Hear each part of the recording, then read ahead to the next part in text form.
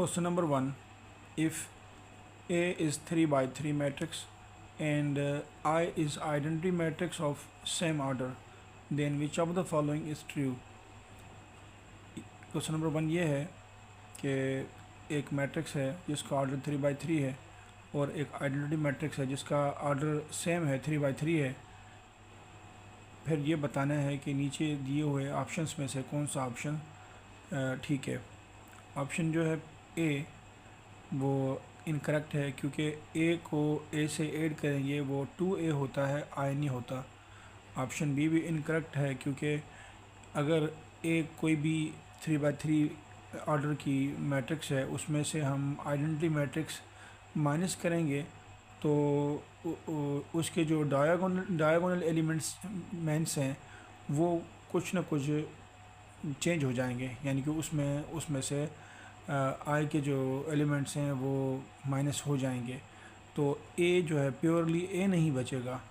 ठीक है, तो ये भी ऑप्शन इनकरेक्ट है। ऑप्शन सी जो है वो करेक्ट है क्योंकि अगर किसी भी मैट्रिक्स के साथ आइडेंटिटी मैट्रिक्स मल्टीप्लाई करेंगे तो जवाब जो है वो सेम आएगा।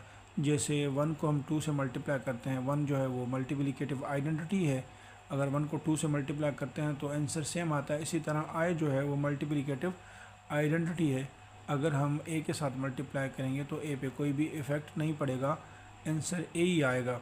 ठीक है, ये ऑप्शन इसका सी करेक्ट है। अब क्वेश्चन नंबर 2 जो है वो है the determinant of identity matrix of order 4 is.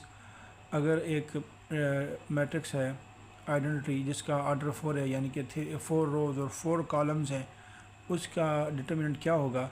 तो इसके लिए आसान सी ट्रिक ये है कि ये जो डायगोनल एलिमेंट्स हैं 1 1 1 इन सब को मल्टीप्लाई करेंगे तो जो आपका आएगा 1, तो इसका आंसर जो है वो ऑप्शन बी है। अब क्वेश्चन नंबर 3 जो है वो ये है कि एक मैट्रिक्स है 1 2 3 4 जिसकी इंटीज़ हैं। अब इसका हमें मालूम करना है डिटर्मिनेंट, तो क्या करेंगे, 1 को 4 से मल्टीप्लाई करेंगे और 3 को 2 से मल्टीप्लाई करेंगे और बीच में देंगे माइनस, क्योंकि डिटर्मिनेंट फाइंड करने का तरीका ये है कि बीच में माइनस देते हैं। अब 4 1 द 4 होगा, 3 2 द 6, 6 में से 4 को माइनस करेंगे तो क्या होगा, -2 इसका ऑप्शन बी जो है वो करेक्ट है। अब चलते हैं क्वेश्चन नंबर 4 पे। ये क्वेश्चन नंबर 4 है।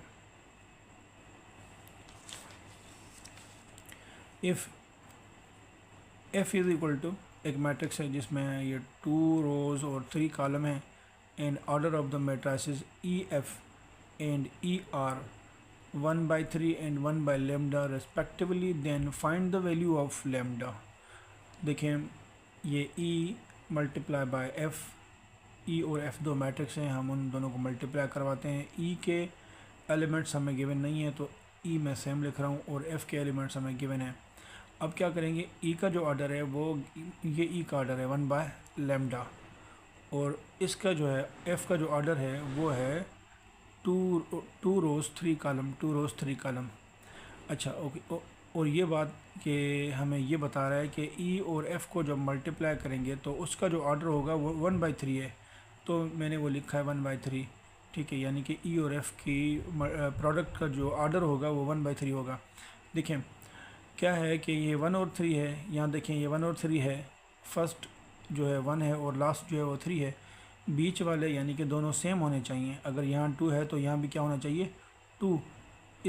तो इसका मतलब ये है कि यहाँ जो लैम्डा का जो वैल्यू होगा वो 2 होगा, तो ये ऑप्शन बी करेक्ट है। अब क्वेश्चन नंबर 5 है कि दो मैट्रिक्स हैं डी और ई, इन दोनों को प्रोडक्ट करते हैं, मल्टीप्लाई करते हैं तो आंसर आ रहा है एफ़। ठीक है, अब बताना है हमें ई ट्रांसपोज और डी ट्रांसपोज किसके बराबर होगा। तो ये देखें, अगर दो मैट्रिक्स का अगर हम उसको मल्टीप्लाई करके ट्रांसपोज मालूम करते हैं तो वो बराबर होता है, पहले ई ट्रांसपोज के ई ट्रांसपोज लिखते हैं फिर डी ट्रांसपोज लिखते हैं।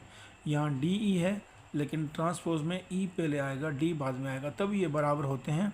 ठीक है, तो अब क्या करेंगे, ये लिखेंगे हम सेम, ई ट्रांसपोज डी ट्रांसपोज सेम लिखा है, ई इंटू डी इंटू ई जो है वो बराबर एफ़ के है, तो यहाँ मैं एफ़ लिखूँगा और ऊपर टी ट्रांसपोज ये लिखेंगे। अब जो है ना टी टी ट्रांसपोज जो है एफ ट्रांसपोज जो है वो ऑप्शन सी में है, इसका ऑप्शन सी करेक्ट है। ठीक है, ये MCQs 5 था। अब MCQs नंबर 6 पे चलते हैं। ये MCQs नंबर 6, इफ़ ये मैट्रिक्स है, दो मैट्रिक्स हैं, अगर कह रहा है कि ये दोनों बराबर हैं, बताएं कि फिर ए क्या होगा। जैसे यहाँ 2 है, ये 2 है और यहाँ भी 2 है, ये 4 है, यहाँ 4 है, और यहाँ 0 है, यहाँ 0 है, ये 2 है, देख रहे हैं, ये भी 2 है, ये 0 है। सारे एलिमेंट्स बराबर हैं सिवाय इसके, ये जो थर्ड एलिमेंट है 2a+1, यहाँ a+3 जो है ये इनके। अब यहाँ बताना है यहाँ a का वैल्यू क्या आना चाहिए कि ये दोनों बराबर हो जाएं। तो क्या करेंगे, हम इन दोनों को पहले ये लिखेंगे और इसके इक्वल में ये लिखेंगे। ठीक है, मैंने लिखा है 2a+1 और उसके इक्वल में लिखा है a+3। इन दोनों को हम कंपेयर करवा रहे हैं। फिर क्या करते हैं, ये जो a है ये a इसमें से माइनस करेंगे, 1 जो है 3 में से माइनस करेंगे, तो 3 में से 1 माइनस करेंगे 2 बचेगा, और 2a में से a माइनस करेंगे तो a बचेगा। तो a का जो वैल्यू है वो ऑप्शन सी है। ठीक है, अब जो है MCQ 7 जो है वो ये है कि भाई दो मैट्रिक्स हैं, एक ये, इन दोनों को मल्टीप्लाई करवाते हैं तो आंसर ये आ रहा है, जिसमें एक जो है एलिमेंट वो अननोन है, वो हमें मालूम करना है। यहाँ 56 आ रहा है, ये 139 आ रहा है, ये 154 आ रहा है। ठीक है, लेकिन ये वाला जो है x ये मिस है, तो हमें ये मालूम करना है। तो क्या करेंगे, हम ये रो उठाएंगे, यहाँ से मल्टीप्लिकेशन का तरीका ये है कि रो को कॉलम से मल्टीप्लाई करवाते हैं। तो हम क्या कर रहे हैं, इस रो को इस कॉलम से पहले मल्टीप्लाई करवाएंगे। 1 7 द ये 7 आया, ये 2 8 द 16, 3 11 द 33, इन सबको ऐड किया तो जवाब आया 56। फिर क्या करते हैं, फिर हम इसको मल्टीप्लाई करते हैं फर्स्ट रो को सेकंड कॉलम से, 1 8 द ये 1 8।